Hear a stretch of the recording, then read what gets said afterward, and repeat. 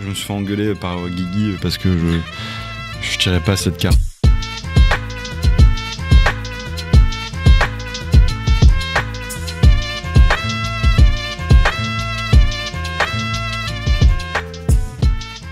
Mais bonjour à toutes et à tous et bienvenue dans This is Fine. Aujourd'hui, j'ai la chance de recevoir Philippine. Je dis pas de conneries. C'est ça. C'est bien ça. Tu sais que j'ai toujours peur quand je dis le prénom de quelqu'un. Parce que je sais pas pourquoi mon cerveau d'un coup il se freeze quand je dois réfléchir au prénom. Ça me tend d'un coup et j'ai l'impression. Ouais, c'est fou. J'ai eu le coup avec Alexis. On a reçu Alexis Vaillant la semaine dernière. Et pareil, juste avant, j'ai eu un freeze où je me suis dit, c'est bien Alexis. Parce que j'ai eu le coup en fait où j'ai dit Charles, je sais plus son nom de famille et je me suis trompé dans son nom de famille. Ça le fait c'est mal. C'est le traumatisme qui est resté. Ça m'a un peu traumatisé. Premier podcast. Je dis, je vais présenter, je sais de pas dire de bêtises. Je me présente, je dis direct de la merde sur son nom de famille. C'est bon. Bienvenue. Du coup, je m'arrête au prénom maintenant. Voilà, c'est bien. Ça va. Est-ce que tu peux présenter Papondu ? Avec plaisir. Alors, le Papondu, c'est une marque qui développe des alternatives végétales aux œufs. Donc, des produits qui permettent de remplacer les œufs dans la cuisine du quotidien pour les personnes qui, donc, ont adopté, par exemple, un régime végétalien, mais aussi qui souffrent d'allergie aux œufs. Donc, c'est un produit qu'on peut cuisiner en omelette, par exemple, ou bien brouiller. Et on peut aussi s'en servir pour remplacer les œufs dans toutes les recettes. Ok. Est-ce que pour l'instant on peut l'acheter quelque part ce Papondu ? Bien sûr, il est disponible donc sur le site de Vegetal Square, donc le grossiste avec lequel nous travaillons, et aussi c'est trop bien ça. Hein. Ouais, c'est chouette. J'ai jamais commandé dessus encore, mais c'est très très cool ça. Il y a plein de trucs. Avec quand même la petite contrainte que c'est du surgelé, donc oui. Il y a les frais de port pour maintenir la chaîne du froid, et donc du coup pour pallier à ça, on est aussi disponible dans quelques épiceries véganes un peu partout en France. Il y a la liste sur notre site internet. Ok, bah écoute, trop bien. on en reparlera mais au moins les gens ont le contexte de ce que c'est. Je vais te présenter ce jeu de cartes. Alors en gros, on a fait un jeu de cartes avec des mèmes dessus. Tu sais ce que c'est des mèmes ? Ça va. Oui, ça va. Je vais te le donner. Tu pourras naviguer dans les cartes et tu choisis une carte qui te plaît. Ensuite, tu me la donnes. Je te lis la question qu'il y a derrière. Et on va essayer de tramer le truc comme ça. Ça marche. Faut que j'essaye d'être rigoureux sur le nombre de cartes et que je choisisse régulièrement des questions parce que sinon, Guillaume n'est pas content. Donc cette semaine, je vais me tenir beaucoup plus aux cartes. Donc très bien. Je te laisse choisir directement la première carte. Merci. J'ai été vite cette fois, t'as vu ? Est-ce qu'il y a des cartes qui t'inspirent déjà plus que d'autres ? Ouais, déjà. Qu'est-ce qui te... Allez, on commence par celle-là. Ah, là, tu vois, celle-là. Bah, c'est bien, on va rentrer direct dans le sujet en plus. Alors, qu'est-ce qui te donne de l'espoir face à la crise climatique ? Ce qui me donne de l'espoir, c'est quand même de voir qu'il y a de plus en plus de gens, et en plus de plus en plus jeunes, qui prennent conscience de tous les enjeux qu'on a aujourd'hui dans la société. Et que du coup, ces personnes-là sont vraiment motrices d'une révolution qui se met en place. Parfois un peu trop doucement, c'est frustrant, mais n'empêche qu'il y a des choses qui se passent et des gens qui sont vraiment pleins de motivation, prêts à faire bouger les choses et qui apportent toujours de nouvelles idées, une nouvelle énergie à tous ces combats-là. Est-ce que t'as eu quand ton déclic, toi, de la crise climatique ? Est-ce que t'as eu un déclic déjà, ça tombe ? Je pense que c'est pas vraiment un déclic qui est venu comme ça d'un jour. Un jour, je me suis réveillée et ma vision du monde avait changé. Mais je pense que on a toujours dans ma famille quand même fait attention à des choses basiques, économiser l'énergie. Enfin, il y a toujours eu des petits réflexes qu'on a eu depuis tout petit. Mais je pense que vraiment, ce qui m'a le plus sensibilisée, c'est le projet. En fait, ce projet, on l'a lancé en étant scientifique, en voulant relever un challenge technique parce que ça nous intéressait. Et en fait, au fur et à mesure du projet, c'est là qu'on a rencontré des personnes qui avaient vraiment des valeurs très fortes, qui vraiment étaient prêts à tout pour défendre ces valeurs-là. Et en échangeant avec eux, c'est là que petit à petit, ça nous a vraiment sensibilisés à toutes ces causes et à se dire, ben oui, c'est vrai, il y a des choses pour lesquelles il faut se battre aujourd'hui. Et je pense que c'est petit à petit que ça s'est mis en place. Tu penses à qui qu'est-ce qui t'a marqué, tu vois, dans ton chemin, quand t'as rencontré des gens, c'est des personnes en particulier ou c'est plus un état d'esprit général de... Je pense que c'est un état d'esprit général. En fait, nous, on n'était pas du tout dans la communauté végane quand on a lancé le projet. C'était pas quelque chose qu'on connaissait bien. Et en lançant ce projet, on voulait interviewer des gens qui partageaient ces valeurs-là pour savoir si un produit comme ça les intéresserait, ce qu'ils pouvaient attendre, ce qui serait important pour eux dans ce produit-là. Et oui, c'est vraiment toute l'ambiance et aussi le fait de voir à quel point on a été bien accueillis dans cette communauté-là et que cette communauté-là attend ce genre d'initiative et les accueille vraiment. On a été hyper bien accueillis et c'était hyper touchant et du coup encore plus sensibilisant. Est-ce que tu avais des a priori avant de rencontrer les véganes? Je sais que j'en avais perso, tu vois. Ouais. Parce que Loïc est végane depuis 3 ans, mais avant, tu vois, d'en connaître ou moi de le devenir il y a 1 an, c'est un truc où tu te dis ça va être, je vais me faire juger tout le temps, tu vois, je vais être culpabilisé quand je fais quelque chose. Je pense que c'était pas quelque chose forcément dont j'avais conscience avant. Et maintenant, je me rends compte qu'en fait, oui, c'est beaucoup plus accueillant que l'image qu'on veut faire passer en fait dans la société d'aujourd'hui. Donc aujourd'hui, je me rends compte que probablement j'en avais. Oui, je pense qu'on en a tous de toute façon. Oui. Faut qu'on comme toutes les choses qu'on connaît pas au final. Oui, c'est vrai. C'est vrai. Est-ce que tu vois, t'es ingénieur. Oui. On a vu passer, peut-être pas tous, mais il y a eu beaucoup d'un monde de bruit autour des ingénieurs d'AgroParisTech. C'est ça, non? Peut-être que j'ai des bêtises. Oui, pas mal, oui. Sur des discours qui ont été faits sur des ingénieurs qui voulaient plus travailler dans des grandes institutions. Ça, c'est un truc qui t'a marqué? C'est un truc où... c'est un truc que, j'ai trouvé ça fort, qu'ils profitent en plus d'une remise de diplôme pour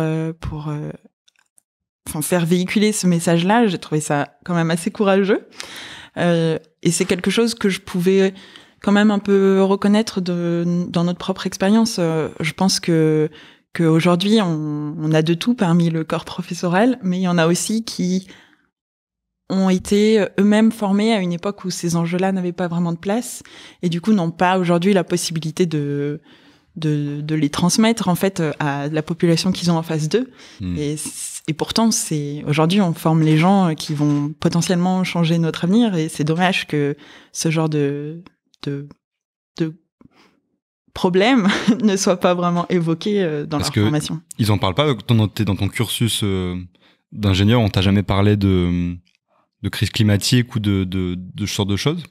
Franchement, ça dépend des professeurs, vraiment, je pense. Et ça dépend en fait même des matières. J'ai l'impression qu'il y a des matières qui sont cloisonnées en fait, alors qu'en fait ces problèmes-là, ils devraient pour moi être partout, dans toutes les matières. Ça devrait être toujours quelque chose qu'on a toujours à l'esprit pour pouvoir s'adapter aux contraintes futures. Mais pourtant, j'ai l'impression que c'est encore trop cloisonné. On en parle dans des cours spécifiquement dédiés à l'environnement ou ce genre de choses. Okay. Et c'est un peu dommage encore, je trouve. Du coup, toi, tu dois avoir des potes qui sont dans d'autres boîtes plus polluantes. Moi, je viens de la pub, tu vois, à la base. Pour donner du contexte, moi, j'ai fait une école de publicité. Donc, forcément, dans les boîtes de pub, tu travailles pas... Enfin, tu vois, les grosses agences de pub travaillent pour les grosses marques. Et j'ai encore des amis qui travaillent pour des grosses marques que je vois régulièrement. Ce week-end, je les ai vus. Est-ce que tu as des discussions avec tes amis sur la crise climatique ou, je sais pas, t'as quelqu'un qui travaille dans une grande boîte et tu lui en parles Je pense que le sujet est toujours un petit peu présent, mais encore plus face aux petits gestes qu'on voit parfois chez des gens qui nous sont pourtant super proches et qui nous paraissent complètement aberrants. Enfin, moi, j'ai l'impression, encore quelques années, d'avoir des amis fumeurs qui jetaient leur mégot par terre et je me souviens, mais ça me rendait complètement folle de voir ça encore aujourd'hui. Tu leur criais dessus pour qu'ils franchement, non, je leur criais pas dessus, mais ça quand même faisait naître des discussions parce que quand même, c'est révélateur d'une inconscience un peu de ce qui se passe et c'est quand même un peu problématique aujourd'hui. Ok, mais t'as pas de gros débat avec, tu vas pas aller au front parler avec tes potes qui sont dans d'autres grosses boîtes et tu vas pas les... Je sais pas. C'est peut-être pas ton mood, hein. Il y en a qui... Ouais, j'ai du mal, j'avoue, avec les débats, la confrontation, tout ça, c'est quelque chose que je vis pas forcément toujours très bien, même si c'est nécessaire, je le nie pas. Mais je pense que aussi... c'est bien, il y a de plus en plus d'entreprises engagées, mais aussi il y a quand même...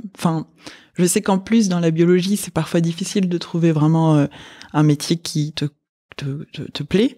Donc je juge pas non plus les personnes qui à un moment ont dû accepter un job et c'était pas forcément en accord avec toutes leurs valeurs dès le premier job, parce que on est quand même sorti d'études il y a pas si longtemps que ça. Mais ça veut pas dire que ça les travaille pas et qu'un jour ils arriveront à ce stade-là un peu plus tard. Donc bon, chacun fait ce qu'on peut aussi. Toi, tes études, c'était porté sur quoi? C'est sur la biologie, donc t'as appris... Qu'est-ce que tu apprends quand tu fais des études de biologie? Moi, c'est complètement inconnu pour moi. Tu vois, vraiment, on apprend plein de choses. En fait, mon école, moi, c'était une école assez généraliste, donc qui prépare au métier, par exemple, de l'alimentaire, mais aussi cosmétique, pharmaceutique, ce genre de choses.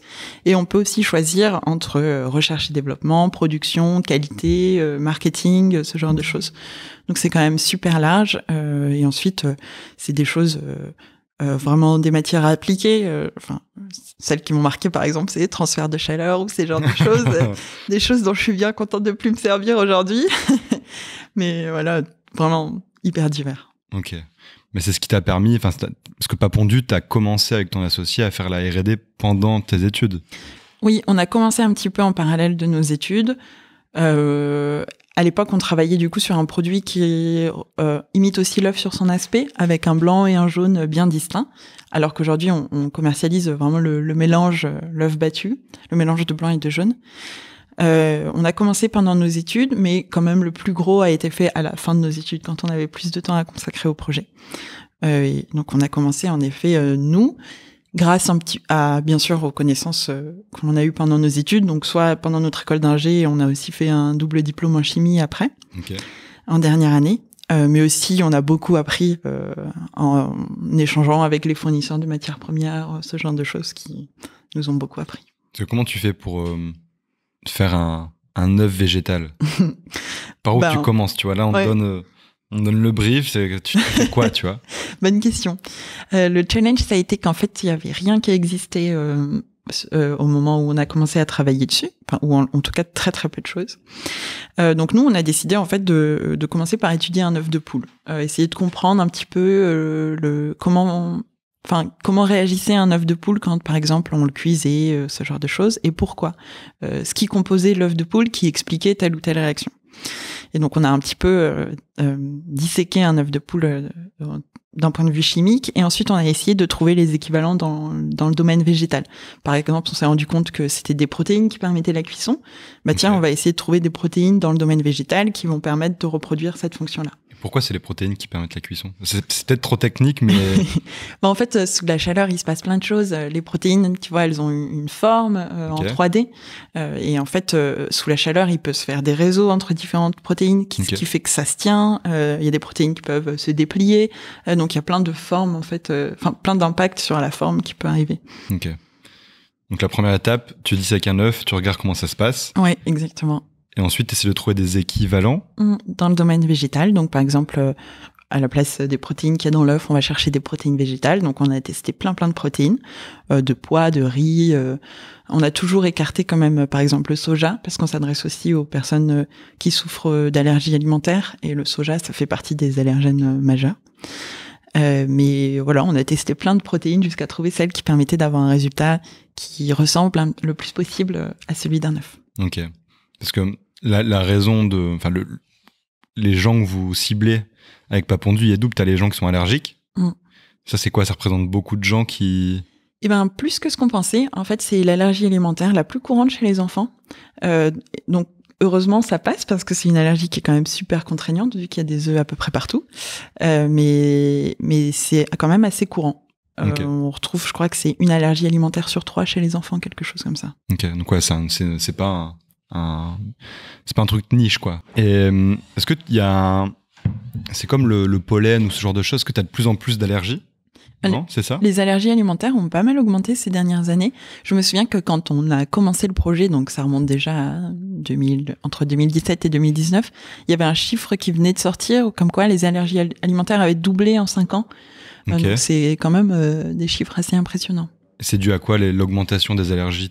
Il y a des causes, tu vois? On a déjà des premières pistes ou... Je suis pas sûre qu'on sache précisément, mais il y a quand même des causes suspectées, des facteurs environnementaux, probablement de l'exposition à certains produits ou ce genre de choses qui pourraient probablement un peu stimuler le système immunitaire.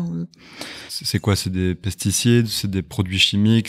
Honnêtement, je me suis pas suffisamment renseignée. Je veux pas dire de bêtises, mais ça m'étonnerait pas que. Je peux pas poser ce genre de questions à une ingénieure parce que c'est ton métier de. Moi, je peux dire des conneries à la rigueur, mais. Moi, je m'abstiens. Bah oui, non, ok. Mais toi, c'est comme comment ça s'appelle? Les maladies de Crohn?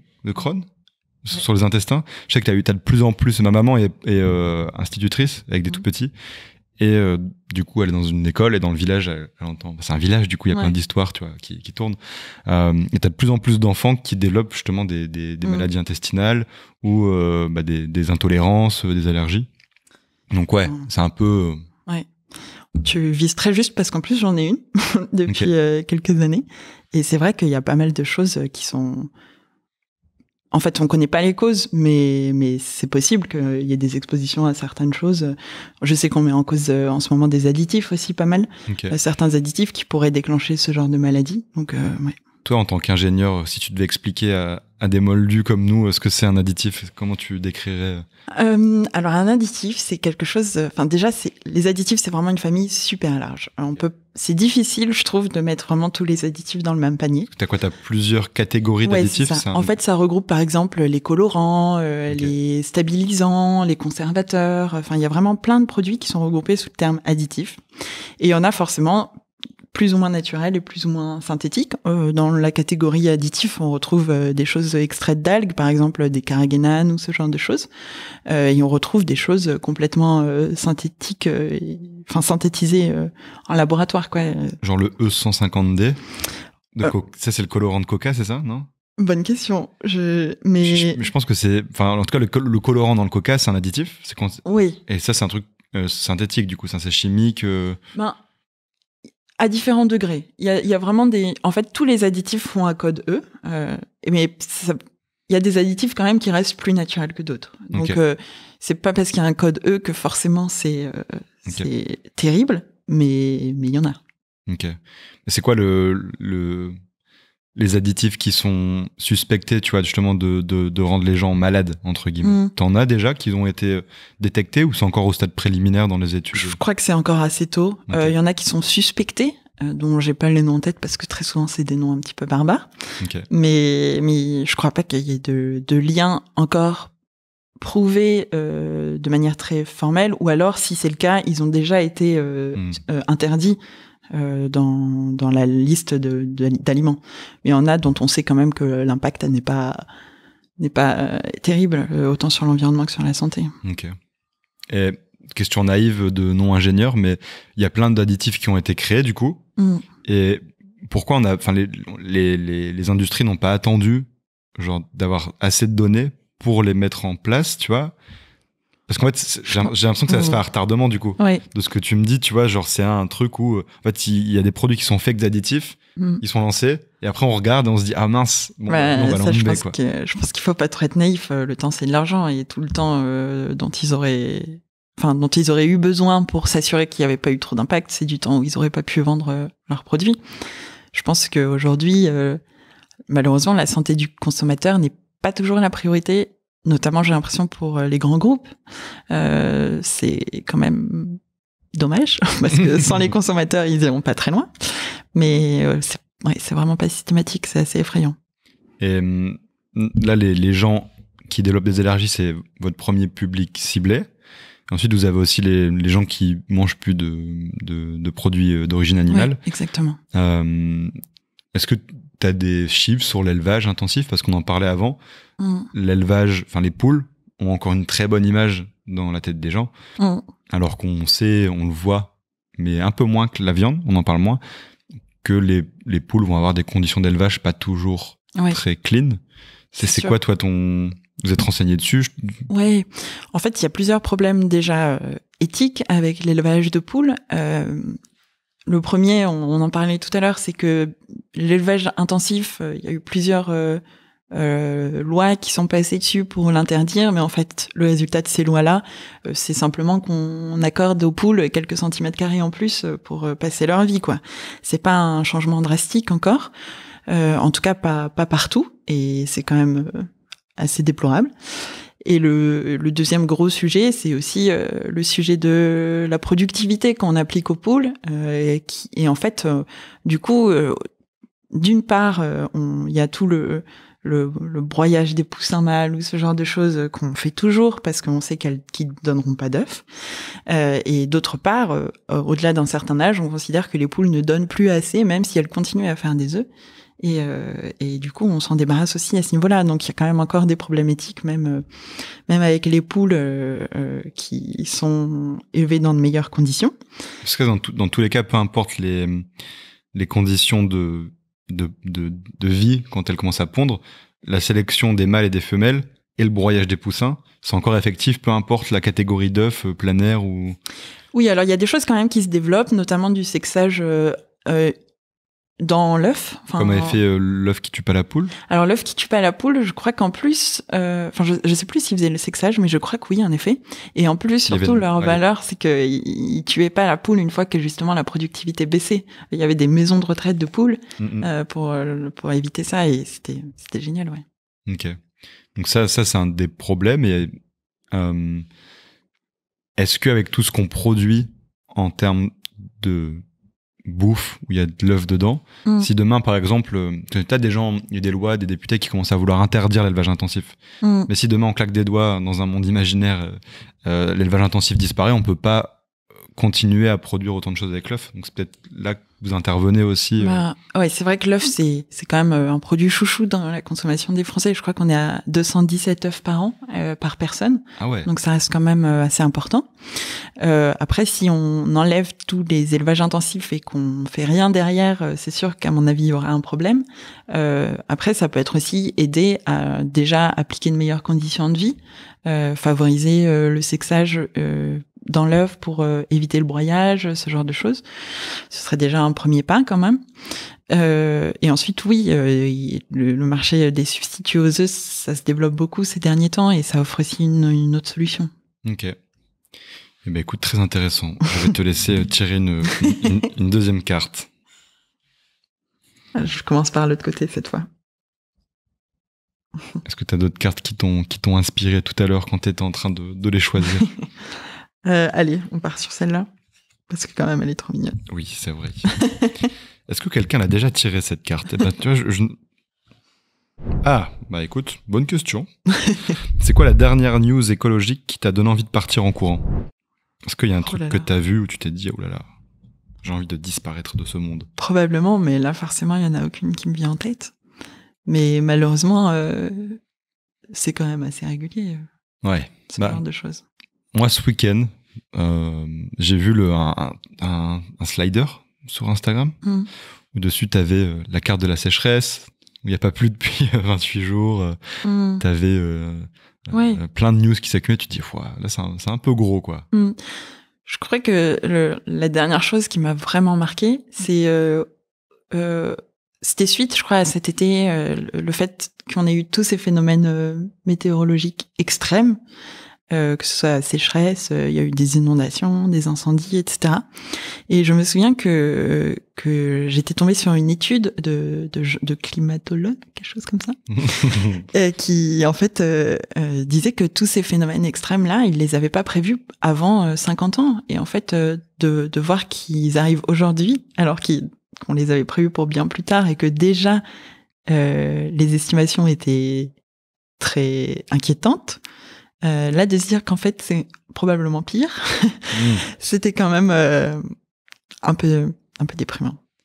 Ce qui est un peu fou et qui rassure pas trop, qui devrait, mais qui rassure pas trop, c'est que je sais plus, je pense que c'est Camille Etienne, j'écoutais une interview qu'elle faisait où elle parlait des scientifiques. Peut-être que c'est pas elle, donc peut-être que je donne j'ai pas les bonnes...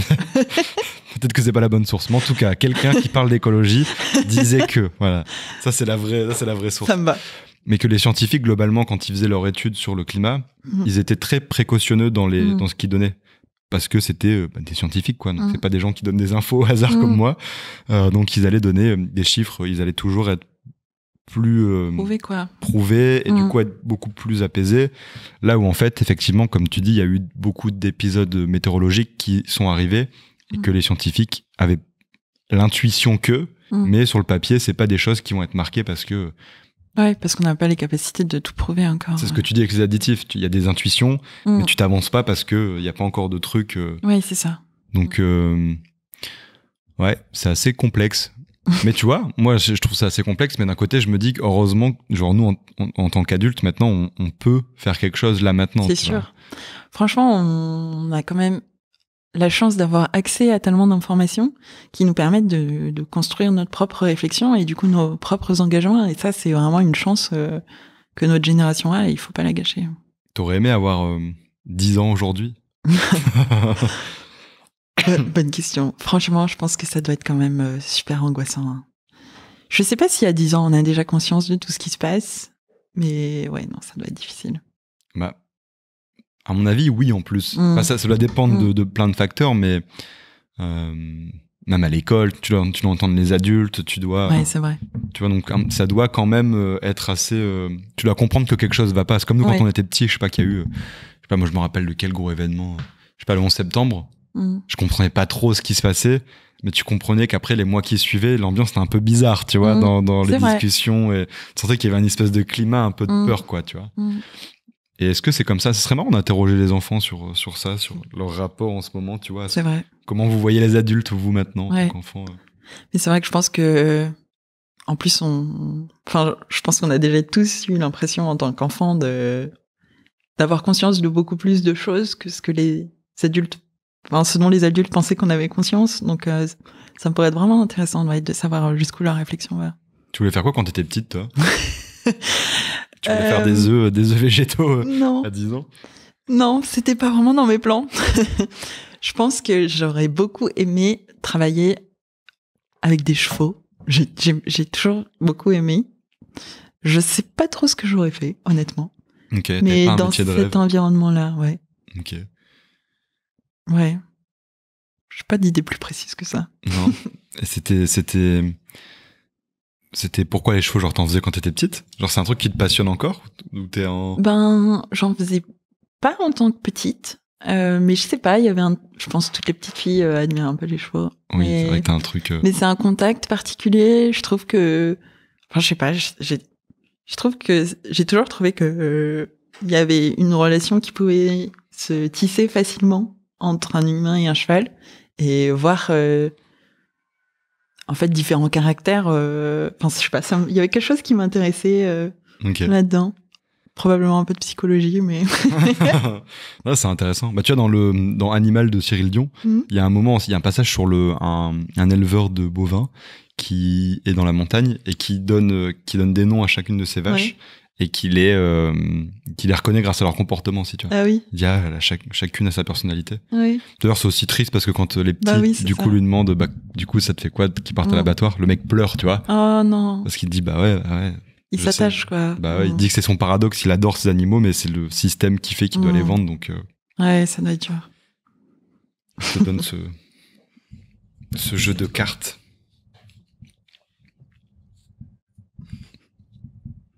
Vous avez été très inspiré par les mêmes. Ouais, t'as vu, on en a fait une vingtaine. on en avait encore plein en tête, mais on s'est arrêté avant, on s'est dit, bon, c'est bon. Allez, Bob l'éponge. Ah, je pense qu'il est jamais sorti. Ah, il est sorti? Ah oui, si, c'est vrai. C'est vrai, en lisant la question, il est déjà sorti. Alors, c'est quoi la remarque qui te rend vraiment folle? Ça peut être dans la vie, ça peut être avec Papondu. Tu vois, on parlait avant de commencer le podcast des remarques des gens. Est-ce que c'est un truc qui te perturbe, ou tu vois, où tu te dis, où t'as envie de... Je sais pas, moi, des fois, je vois des commentaires, par exemple, sur Papa Outan, tu vois, et j'ai envie de rentrer dans l'écran, sortir la personne, la mettre devant moi, lui expliquer un truc, tu vois. Ouais.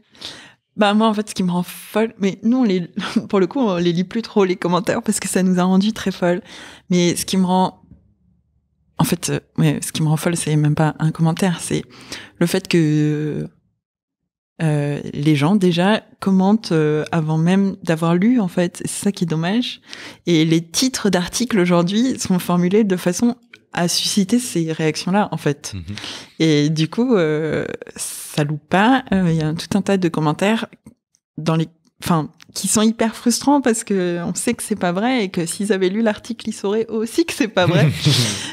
Mais apparemment, ils l'ont pas fait. Et je pense que c'est ça la chose qui me rend le plus folle avec le pape pendu. Ouais. C'est quoi les top commentaires, top 3 remarques, tu vois, qu'on va te dire sur pape pendu?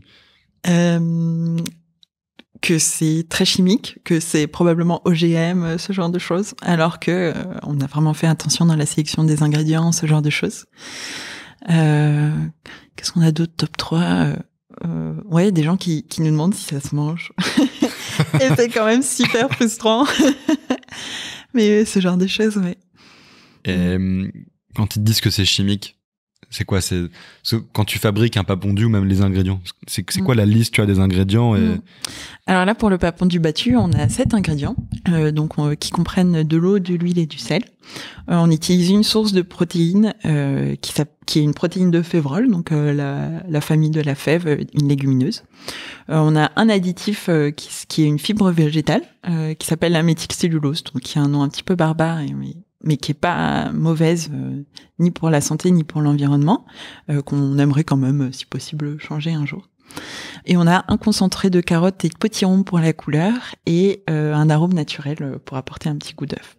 C'est quoi la différence entre un arôme et un arôme naturel? T'en as une?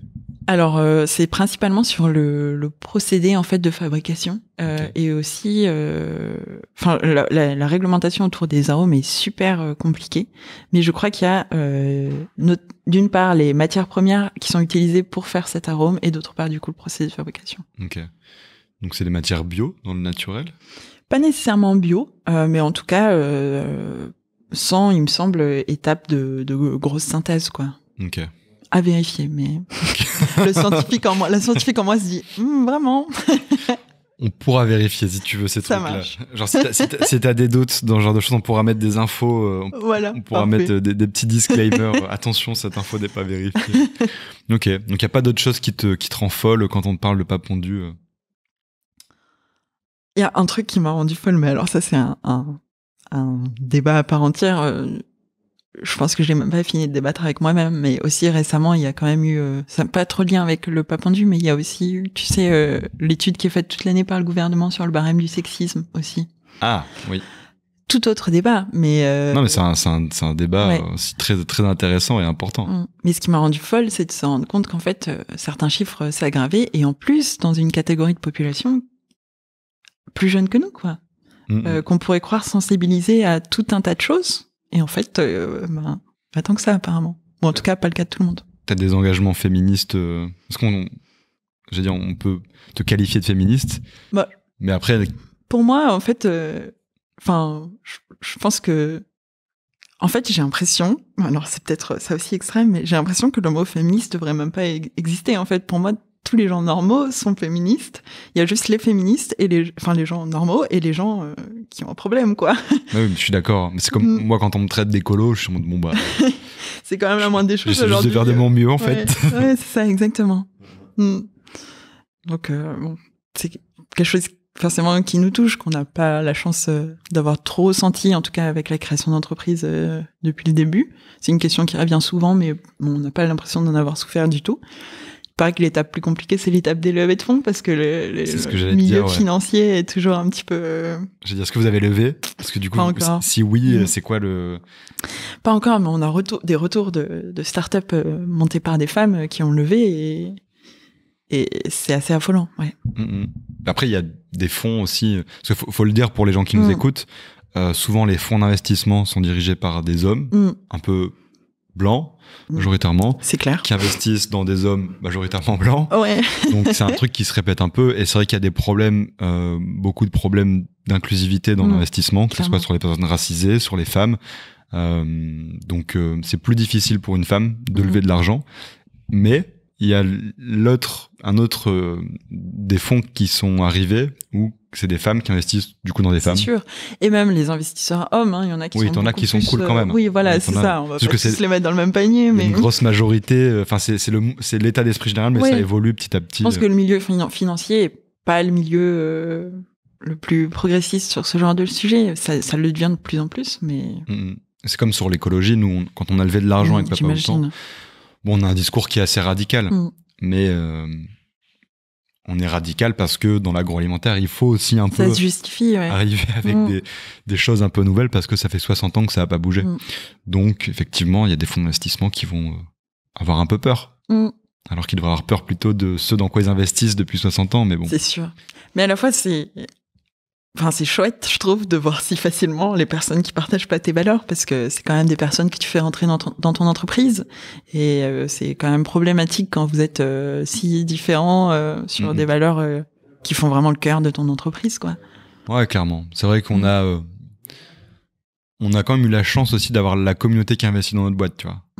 Donc c'est cool parce que c'est aussi rassurant de se dire, bon, bah, il y a des fonds qu'on a vus qui veulent pas de nous, tant mieux. Parce que du coup, on veut pas de non plus. C'est ça, c'est un truc où on s'attire pas. Et par contre, ce qui fait le cœur du projet, c'est les gens qui nous suivent. Et c'est eux, tu vois, qui ont investi dans notre boîte. Donc, et c'est fort comme message. On pourrait faire ça aussi, peut-être, tu vois. Pourquoi pas? Parce que sinon, c'est aussi l'enjeu des alternatives comme ça ou des produits nouveaux. C'est que tu dois réussir à réunir une communauté autour de toi sur ces... Ouais, c'est sûr. Et ça va, ça se passe bien. Ça, c'est un truc que vous faites. Communauté. Ouais. C'est quelque chose qui nous a beaucoup aidé, ouais. En fait, on a commencé assez tôt, un peu malgré nous, j'ai l'impression, parce qu'on a commencé à avoir un article de presse dans Le Monde en plus, qui a parlé du pas pondu, alors qu'on était au tout début, on avait commencé à en parler à personne. Mais ce qui était super chouette, c'est que le journaliste, du coup, a attendu qu'on ait fini notre site internet pour publier l'article. Et donc, du coup, on a pu en profiter pour commencer à continuer à construire notre communauté comme ça. Ça a fait beaucoup de gens? Ça a fait quand même, pas mal. Je me souviens plus des chiffres, mais je crois qu'en un week-end, le week-end du lancement de notre site internet, on avait eu presque 1500 visiteurs sur notre site internet, ce qui était quand même chouette. Et du coup, on a commencé à construire notre communauté donc fin 2019 et ça nous a permis de faire une campagne de crowdfunding en mai 2020. Et ensuite, la communauté, ça a toujours été, je trouve, une source de motivation aussi, de voir que on avait fait un événement de lancement quand on avait fini le pas pondu et en collaboration avec Foura, justement, un des restaurants parisiens qui propose le pas pondu, qui est lancé et géré par des personnes malentendantes. Donc, on était super contente de travailler avec eux parce qu'on trouve ça vraiment impressionnant. Et on avait fait du coup un événement et il y avait des personnes qui ont attendu 2 heures sous la pluie pour goûter le pas pondu.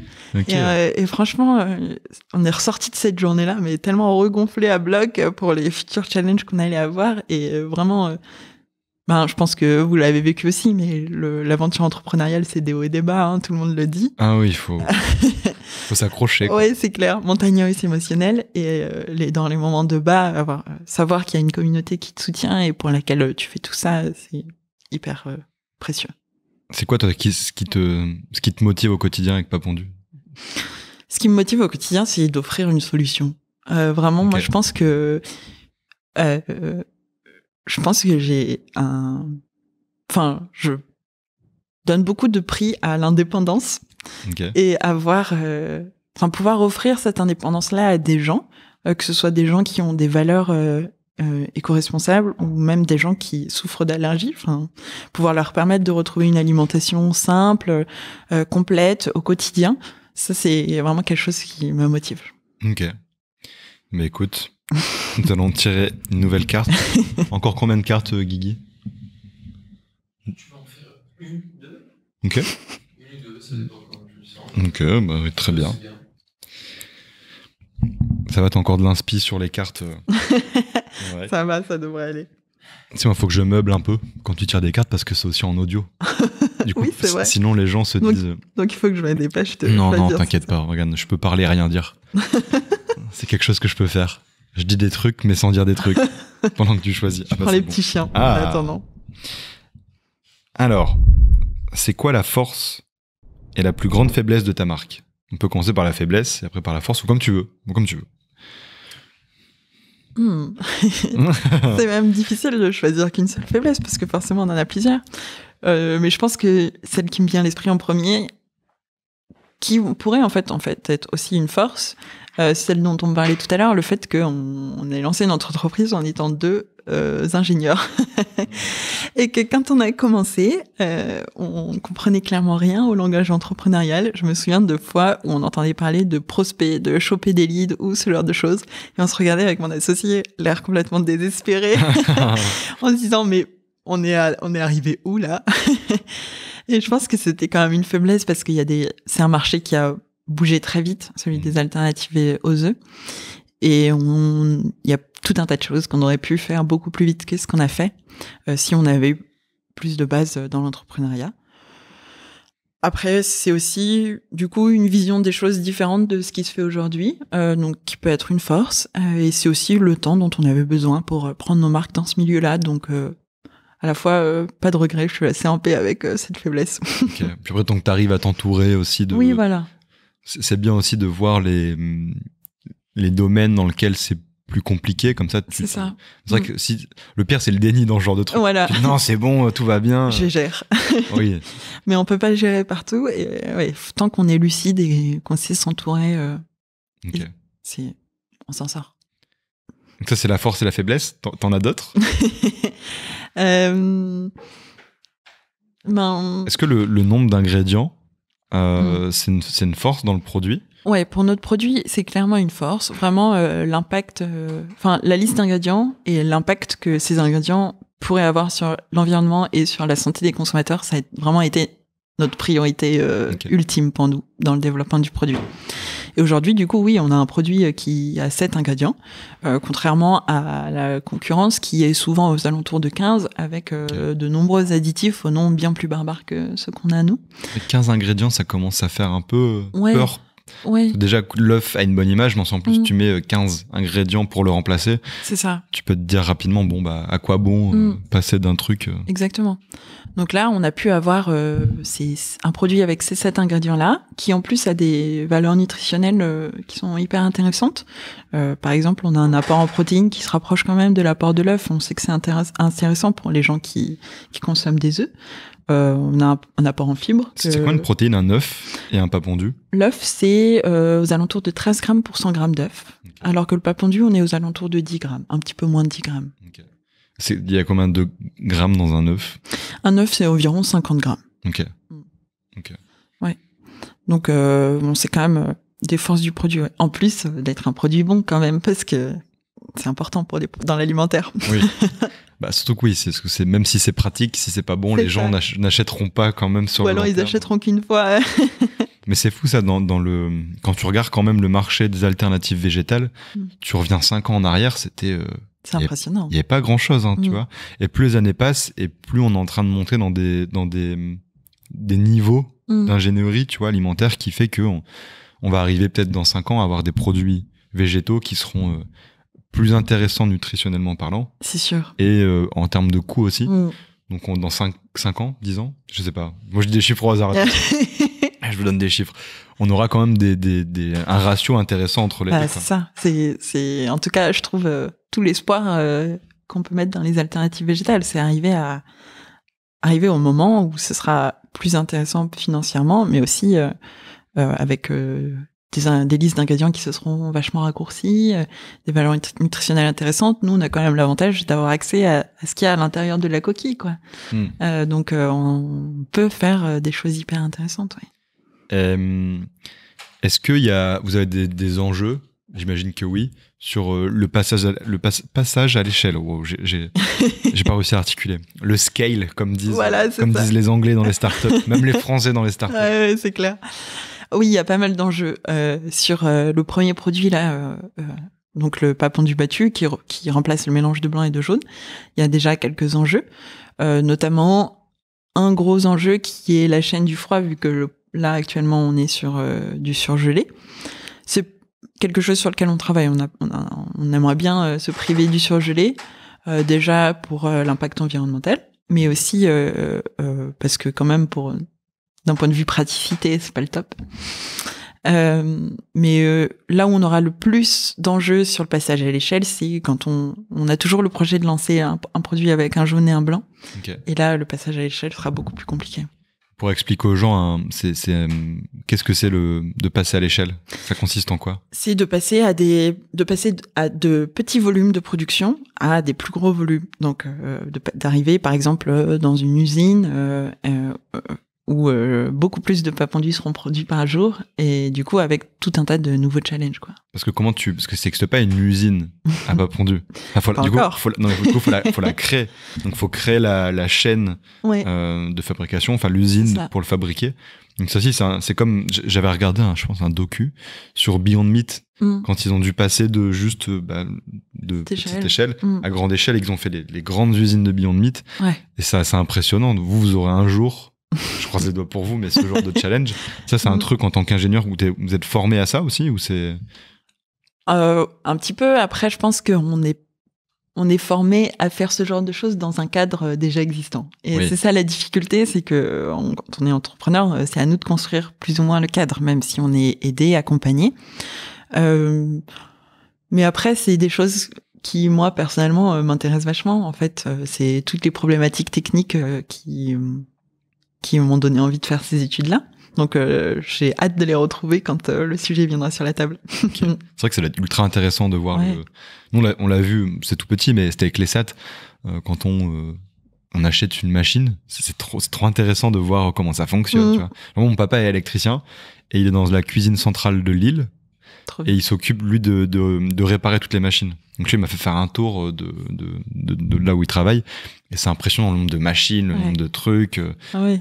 En fait, il y a aussi un truc, quand on achète un produit, on n'imagine pas toute la chaîne, tu vois, de valeur qu'il y a derrière. C'est sûr. Comment c'est arrivé dans notre caddie, quoi. C'est sûr, ouais.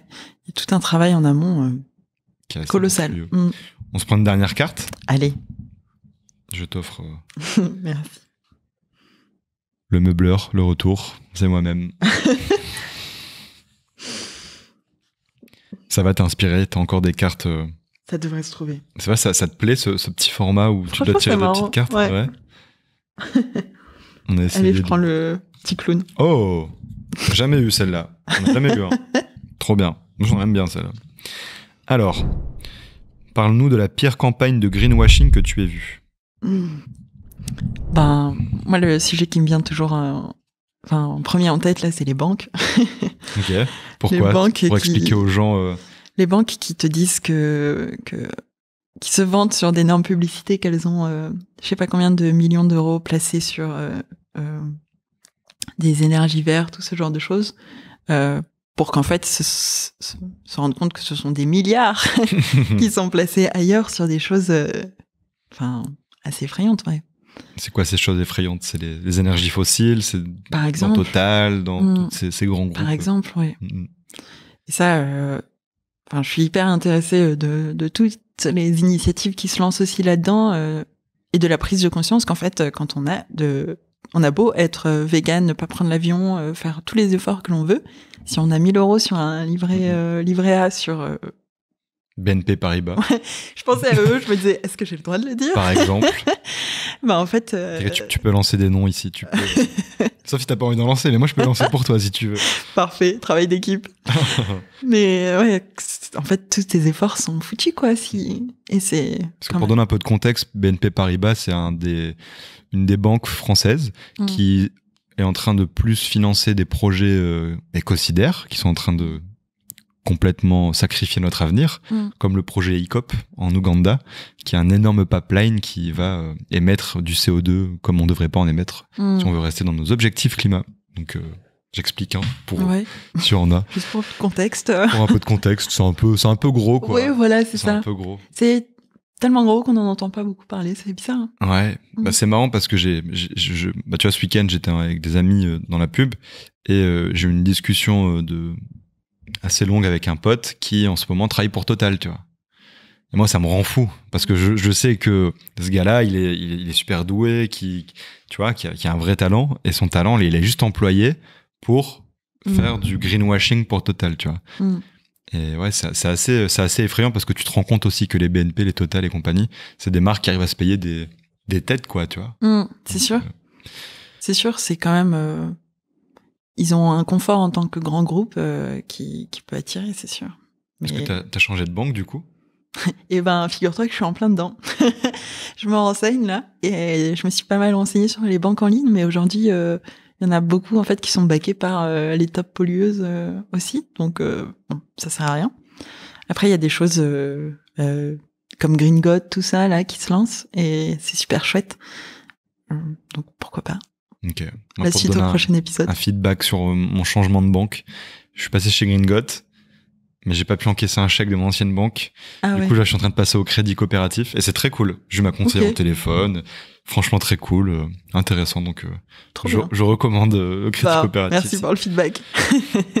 Mais écoute, est-ce que tu as des dernières choses à dire, des questions à pas poser, des trucs Là, je pense à rien, à part que c'était très cool de pouvoir discuter avec vous. Merci pour ce moment. Écoute, avec grand plaisir. Ah si, il y a un dernier truc que je fais. Est-ce que tu as une dédicace à faire à quelqu'un? Je pense que je pourrais faire une petite dédicace à mon mari qui est trop fan de Papa Outan et qui fait partie de vos investisseurs. Let's go. Et donc, je pense qu'il sera ravi. Ok, dédicace aussi à lui. Et moi, je vais faire une petite dédicace à BNP. Hein. On vous voit, hein, donc arrêtez, s'il vous plaît, pour nous. Et non, et dédicace plus sérieusement à Romain Limois, un de mes potes. J'ai fait une dédicace dans un autre épisode de podcast, mais ça c'est, on n'a pas eu les 10 minutes de fin.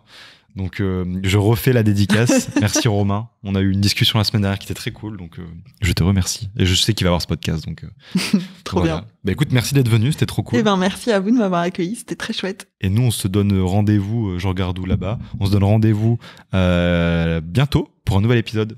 Merci, salut.